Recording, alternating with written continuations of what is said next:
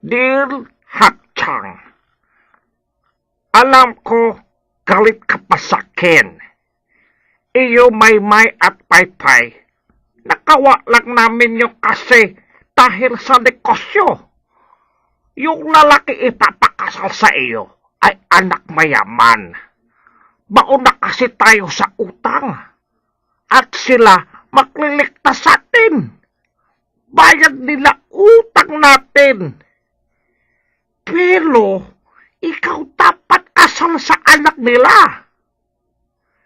Pero anak, na-realize namin Maymay mo, hindi namin kailangan negosyo yun.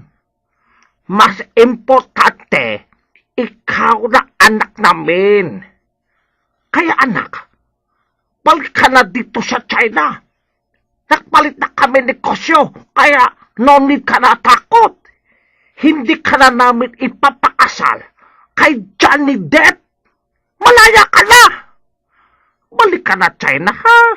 I love you. P.S.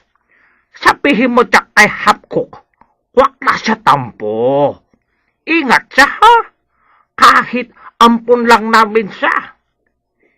Ikaw sabi sa kanya, wag na siya sa maloob kasi nakuha lang namin siya doon sa may singaw na Poso Negro.